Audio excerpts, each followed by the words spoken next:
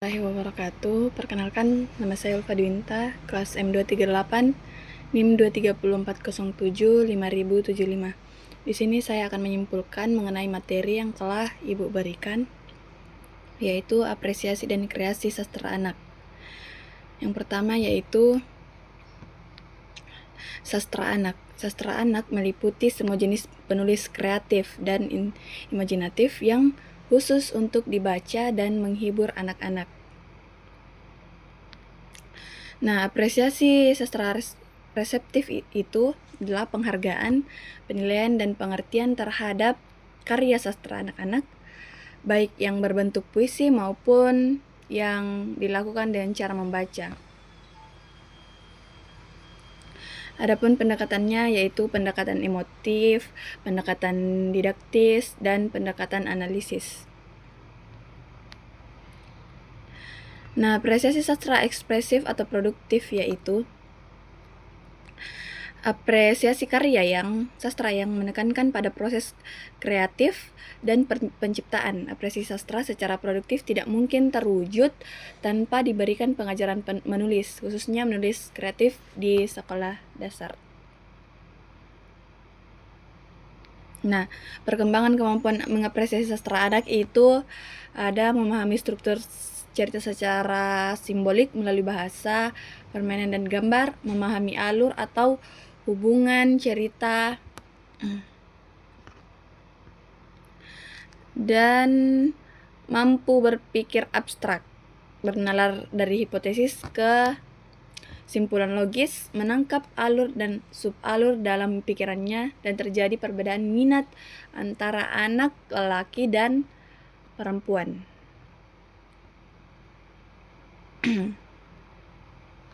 Nah, unsur intrinsik puisi yaitu ada tema, rasa, nada, amanat, diksi, imajinasi, pusat pengisahan atau titik pandang, gaya bahasa, ritme atau irama, dan rima atau sajak.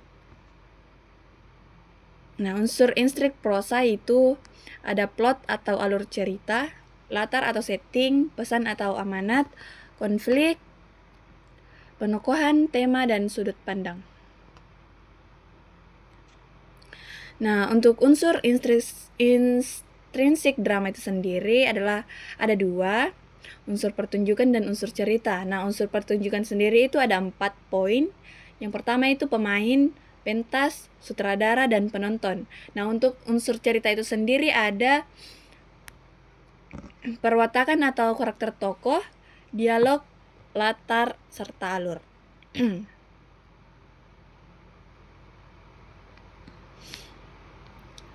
Nah, untuk puisi sendiri itu ada sastra. Nah, sastra adalah sebuah karya seni yang memiliki ciri-ciri. Yang pertama itu sebuah ciptaan, kreasi, dan bukan imitasi. Yang kedua, luapan emosi yang spontan dan bersifat otonom.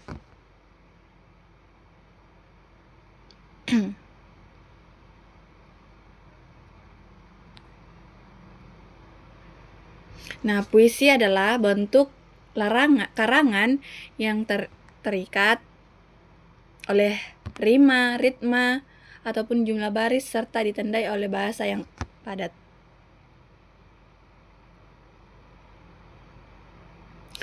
Menurut zamannya, puisi dibedakan atas puisi lama dan puisi baru. Nah, puisi lama adalah puisi yang terikat oleh aturan-aturan. Nah, adapun aturannya yaitu antara lain jumlah kata dalam satu baris, jumlah baris dalam satu bait, persajakan atau rima, banyak suku kata tiap baris, dan irama.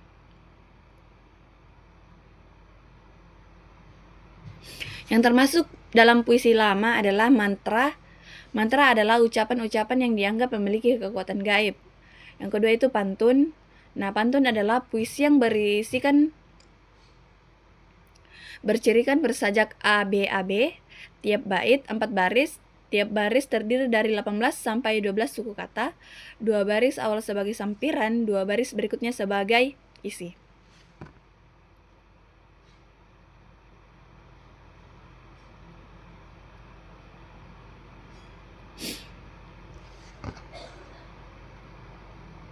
Nah, di dalam puisi lama itu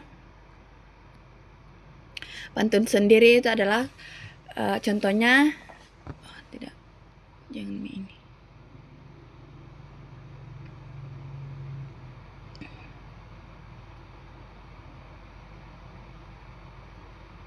Nah, kalau puisi baru sendiri itu adalah bentuknya lebih bebas daripada puisi lama, baik dalam segi jumlah baris, suku kata maupun rima.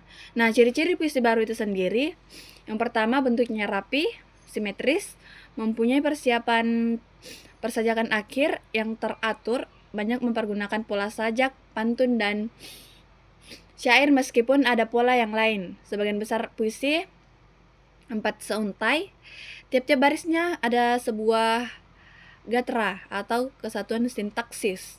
Tiap gatranya terdiri atas 2 kata, sebagian besar 4 sampai 5 suku kata. Nah, jenis-jenis puisi baru sendiri itu menurut isinya, puisi dibedakan atas balada adalah puisi berisi kisah atau cerita. Himne adalah puisi pujaan untuk Tuhan, tanah air, atau pahlawan, dan ode adalah sebagai puisi sanjungan untuk orang yang berjasa. Nah, sedangkan macam-macam puisi baru dilihat dari bentuknya antara lain yaitu distikon, terzina, quatrain, quint, sektet, septime, oktav atau stanza, dan soneta. Genre sastra adalah karya sastra menurut genre atau jenisnya terbagi atas puisi, prosa, dan drama. Baik, itu saja materi yang dapat saya simpulkan. Mohon maaf bila ada salah kata. Sekian, Assalamualaikum warahmatullahi wabarakatuh. Warahmatullahi wabarakatuh. Perkenalkan, nama saya Ulfa Dwinta dari kelas M238 dengan NIM 2304075.075. Nah, di sini saya akan membawakan contoh puisi. Yang saya pilih itu sendiri adalah syair. Nah, pengertian dari syair itu sendiri adalah puisi yang bersumber dari Arab dengan ciri tiap baris bersajak a, berisi nasihat atau cerita. Nah, langsung saja saya akan mencontohkan puisi syair itu sendiri. Nah, syair yang saya pilih yaitu berjudul Sahabat Seperjalanan.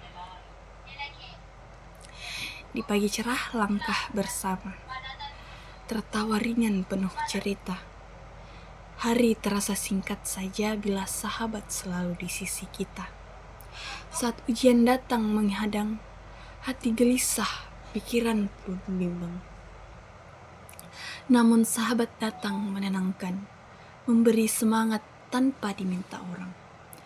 Pernah pula terjadi selisih kata, diam sejenak menjauh rasa.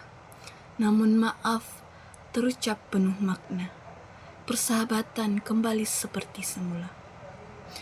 Waktu berlalu, tahun berganti. Jalan hidup mulai berbeda nanti. Namun, kenangan tetap di hati. Sahabat sejati takkan terganti. Sekian, itulah syair yang saya bawakan. Assalamualaikum warahmatullahi wabarakatuh.